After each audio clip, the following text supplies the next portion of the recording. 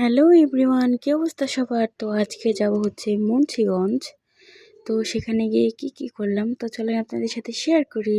অনেক সকাল সকাল ঘুম থেকে উঠে চলে গেলাম হচ্ছে বাসের জন্য। তো কিন্তু বাস আমরা পেয়ে গেছি।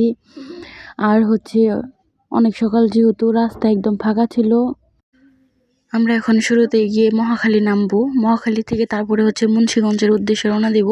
তো আমরা এখন মহাখালী বা যে গুলিস্তান বলে সেখানে নেমে পড়েছি। তো এখান থেকে আমরা এখন মুন্সিগঞ্জের বাস নেব।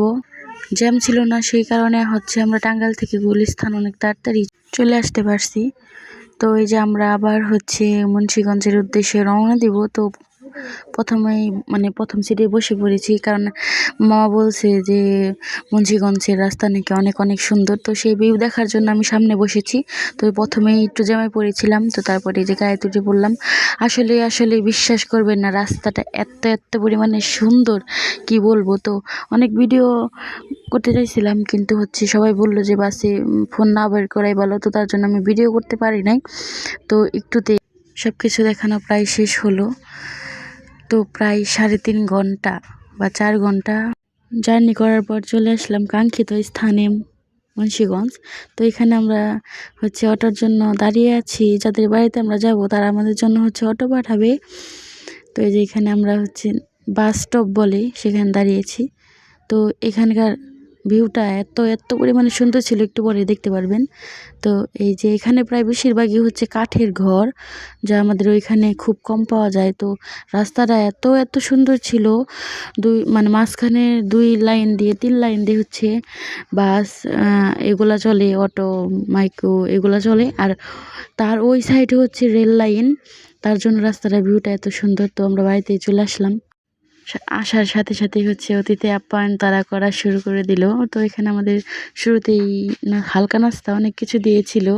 এই যে আমরা এখানে খাচ্ছি। অনেক দূর থেকে জার্নি করে আসলে কিন্তু অতটা খাওয়া যায় না, তার জন্য হচ্ছে আমরা অনেকেই গিয়েছিলাম সেখানে, তারা খাইতে পারে নাই। তো আমাদের অনেক কিছু দিয়েছিল।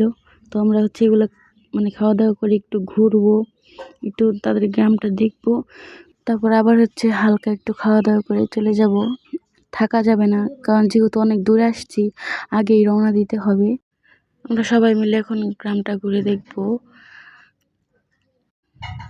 এই যেখানে হচ্ছে এই ফুলটা ছিল, তো তার জন্য আমি এই ফুলটা নিয়ে এখন ভিডিও করতেছিলাম। ভাবছিলাম যে এটা দিয়ে একটি ভিডিও বানাবো, তো আর ভিডিও বানানো হয় নাই। আমরা খাওয়া দাওয়া করে বুঝছেন এইদিকে ঘুরতে আসছেন।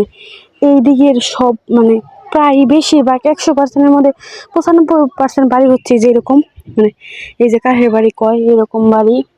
আর এই যে একটু পরপর না এরকম ব্রিজ, ওই যে সাইডে একটা আছে, 2টা ব্রিজ বাড়ি করে গেছি।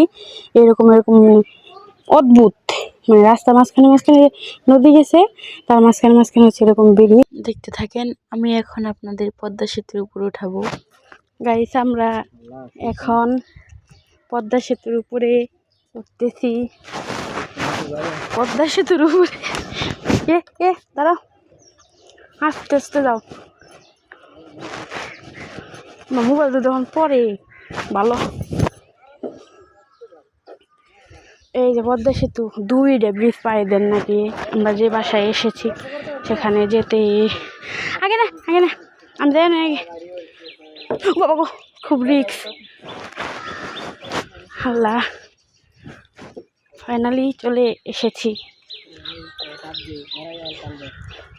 তো যেহেতু হাতে সময় কম, তো চলে যেতেই হবে। তো আমরা আবার একটু হালকা খাওয়া দাওয়া করে এখন চলে যাচ্ছি আমাদের কাঙ্ক্ষিত বাড়ির উদ্দেশ্যে।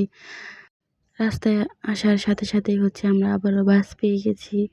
তো এখানকার ভিউটা অনেক সুন্দর ছিল। তো আপনারা যারা মুন্সিগঞ্জের আছেন তারা ভিডিওতে কমেন্ট করেন। তো আমরা কিন্তু এখন আছি ধলেশ্বরী নদীর উপরে। তো এই জার্নিটা হচ্ছে আমার কাছে একটু বেশি স্পেশাল ছিল, কারণ এত দূরে এখনও জার্নি করা হয় নাই, শুধু ঢাকা টাঙ্গাইল এরকমই। তো আমি আর কোনো বাসে ভিডিও করতে পারি নাই, কারণ যেহেতু রাত হয়ে গেছিলো। তো এই যে অনেক জার্নির পর চলে আসলাম আমার নিজের শহরে। কি গ্রাম, তাই না, নিজের শহরের। তো অনেক জার্নি করে আসলাম। তো আজকের ভিডিওটা ছিল এই পর্যন্তই। ভালো লাগে লাইক কমেন্ট আর সাবস্ক্রাইব করবেন। ভালো থাকবেন আপনারা সবাই। আল্লাহ হাফেজ।